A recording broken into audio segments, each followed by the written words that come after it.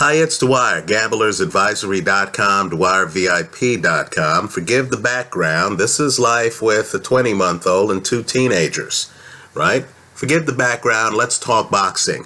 Today is March the 19th, 2017, the day after Chocolatito's first loss, either as an amateur or a professional, and the day after what many are calling Golovkin's toughest match to date.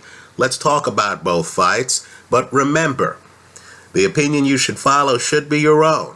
Just consider this video to be a second opinion from a complete stranger online. Well, Roman Gonzalez found out that it's harder to beat Floyd Mayweather or Rocky Marciano than first appeared, right? He's not going to get to where those unbeaten fighters are. Let me just say, I don't have a problem with the decision. I don't believe anyone gave Rungvisai a gift, right? Quite frankly, he had to overcome some odds. I still don't understand, and maybe you can share with us why the referee docked Rungvisai a point in the 6th round for headbutts. I didn't see any headbutts.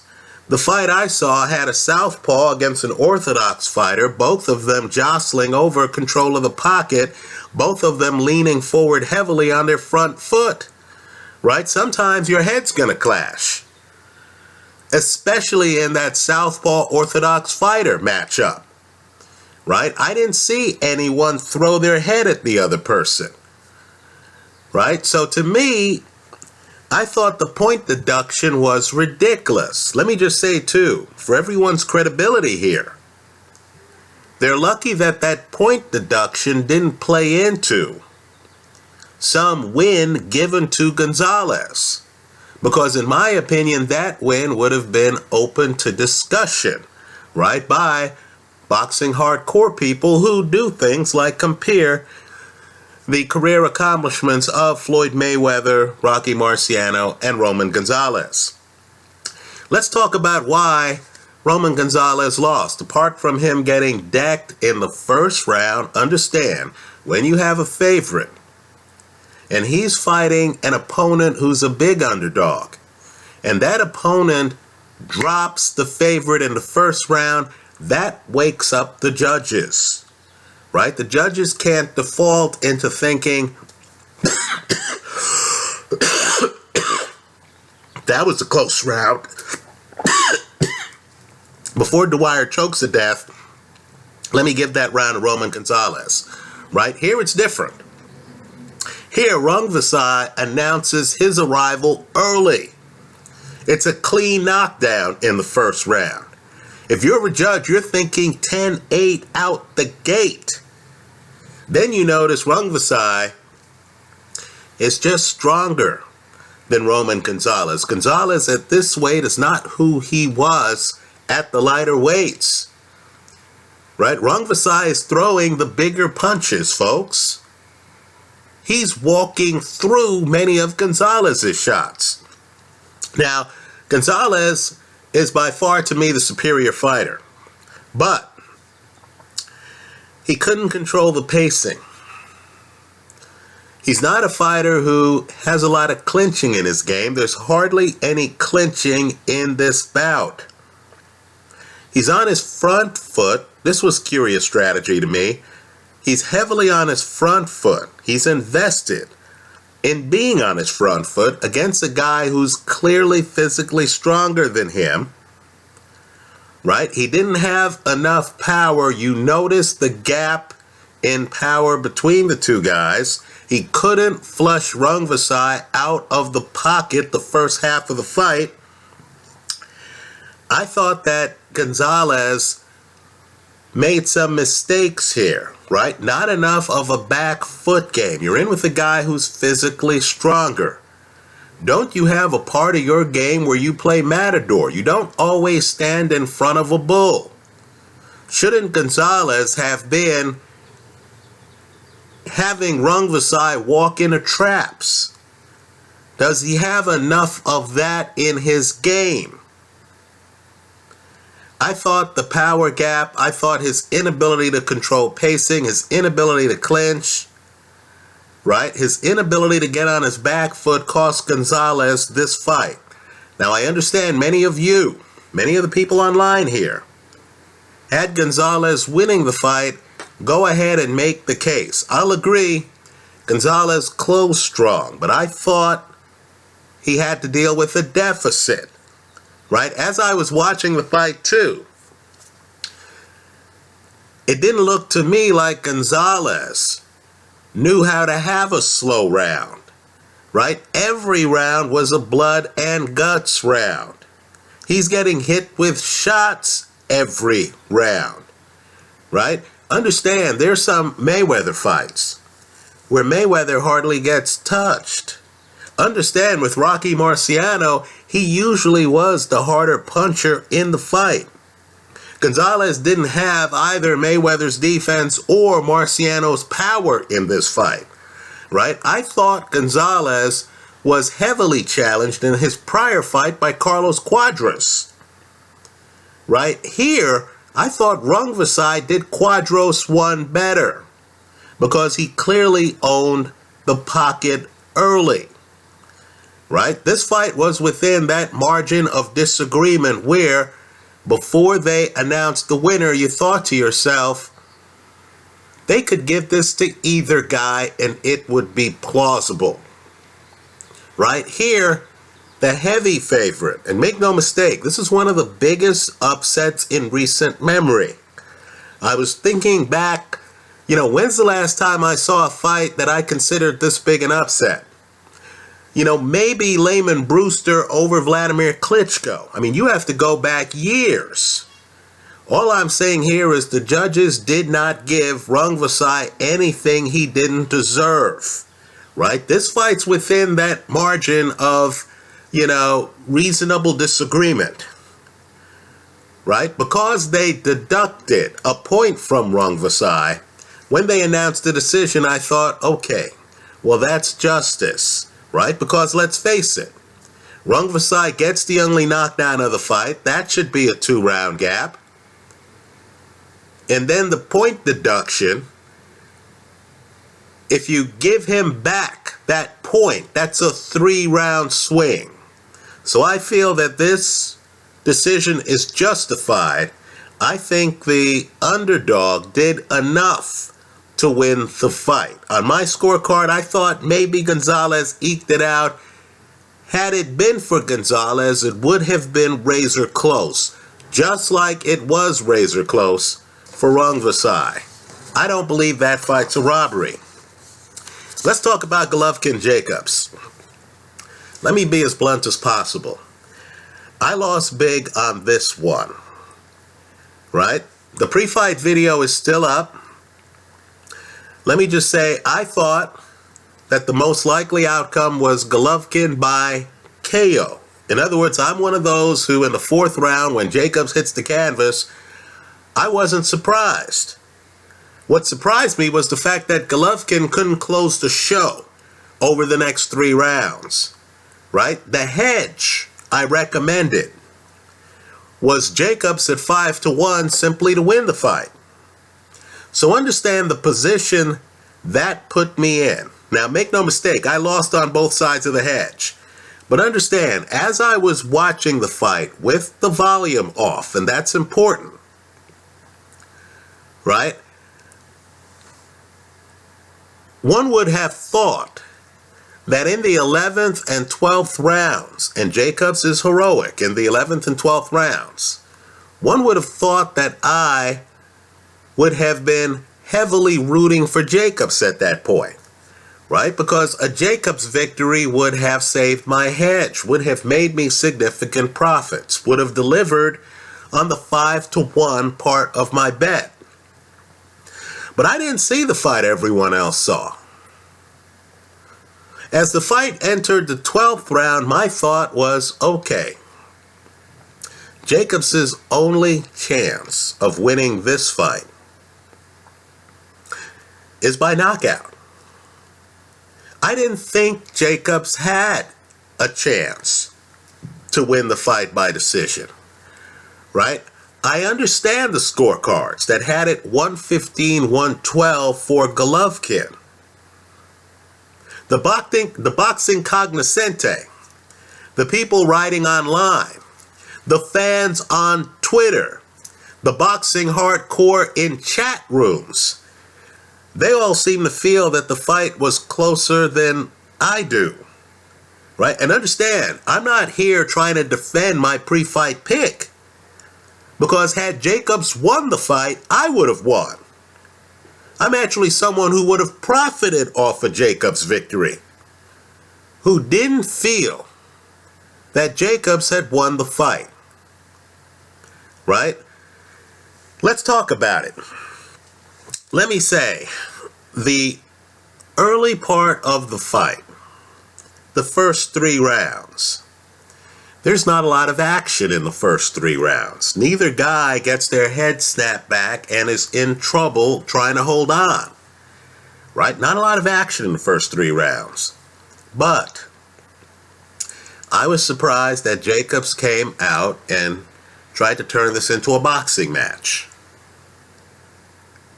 Right? I thought Jacobs' best chance of winning the fight, really his only chance in my opinion, was to collapse the pocket. I don't view this as Golovkin's toughest fight. I still say the Kassim Ouma fight was tougher. Right? Because Kassim Ouma actually has Golovkin on his back foot. Right? Dealing with pressure in the pocket and volume. Now here, Golovkin is able to set up shop in the first 3 rounds. He comes out, understand he wants you a little bit farther away from him. He doesn't want you right in the traditional pocket. He wants you a little bit behind the traditional pocket or on the edge of the traditional pocket. He's the one walking forward in the first 3 rounds. Danny Jacobs is backing up. Jacobs is relatively low volume. Right? It's not that, to me, like Jacobs is doing enough to win these early rounds. Right? I personally thought that at the end of 3 rounds, Golovkin should have had a lead. Right? I thought Golovkin should be up 2-1 at the end of the 3rd round. In other words, he's the one walking forward. He's the one who has Jacobs backing up. Jacobs backing up isn't doing enough to win the rounds. Golovkin is throwing big punches that Jacobs is avoiding.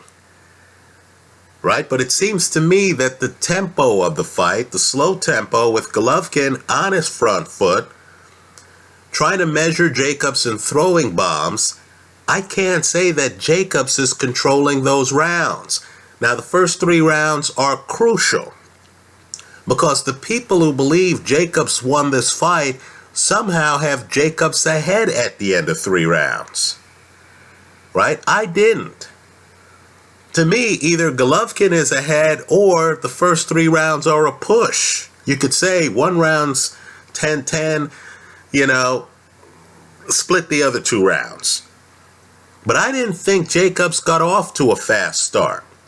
He's not high volume enough to consider him as getting off to a fast start. Then we get to the 4th round, and Golovkin drops him. Jacobs goes down. Jacobs is so desperate, he's grabbing Golovkin's knee. The 4th round is a 10-8 round. Then the dynamic on the fight changes a little bit, doesn't it? Right? You notice Golovkin starts throwing a lot more jabs because Jacobs is outside and he's hard to find. So Golovkin then starts relying on jabs, not the heavy power shots that he was throwing earlier. Then we get to a remarkable stretch in the fight where Jacobs makes the adjustment. It's a jaw dropper. Jacobs goes southpaw in front of Golovkin, and I believe the story of the fight is Jacobs southpaw in front of Golovkin and surviving. you notice that Jacob's southpaw has neutralized Golovkin's jab. Right? Golovkin's jab was his most effective punch in the middle of the fight until that moment. So then Golovkin takes a while to adjust. Jacobs wins some middle rounds. There's no question about it. Right? Danny Jacobs looks good. I'll call it around round 6, round 7. Danny Jacobs looks good, right? It's a chess match. And Golovkin isn't prepared to have his jab neutralized.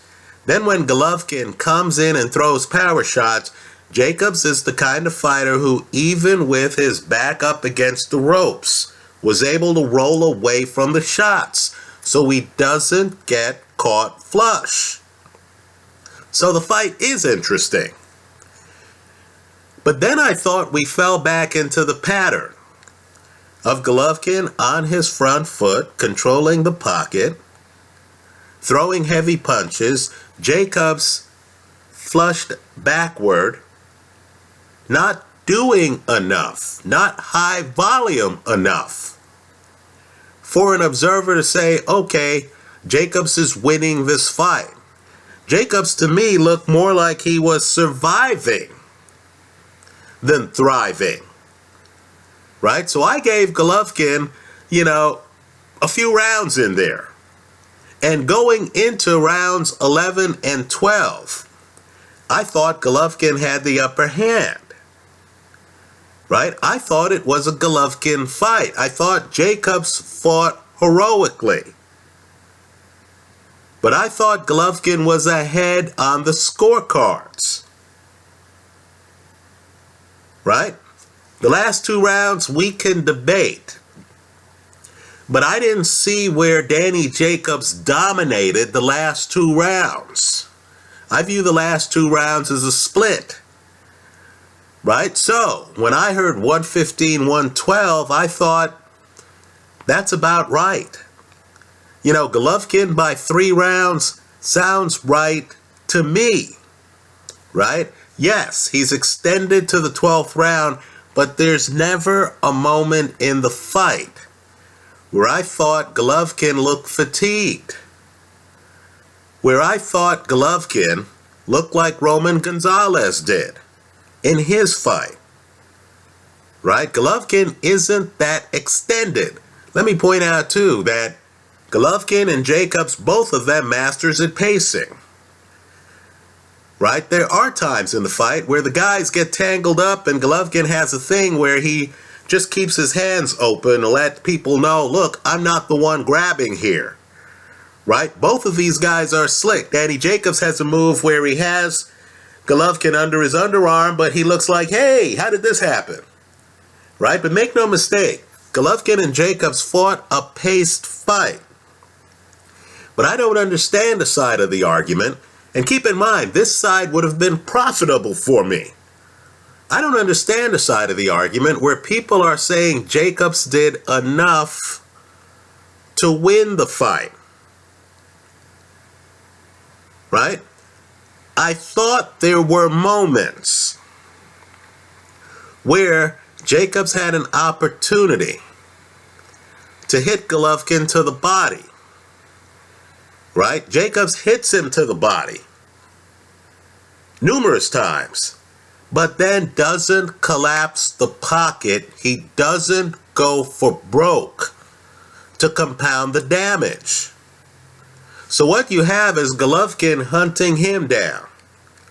Jacobs throwing power counters on occasion. On occasion. Right? On occasion. Not high volume enough. And then Jacobs not throwing caution to the wind, not taking the chances necessary to get Golovkin off his front foot. So I thought the 115-112 scores were appropriate. I thought Golovkin clearly won the fight. Right? I thought it was the right decision, even though it cost me a 5-1 part of my hedge. That's how I see it. Let me hear from you. I hope you leave your comments in the comment section to this video. Let me say this too. At the end of the fight, at the end of the 12th round, Golovkin looks like he could fight another 5 rounds.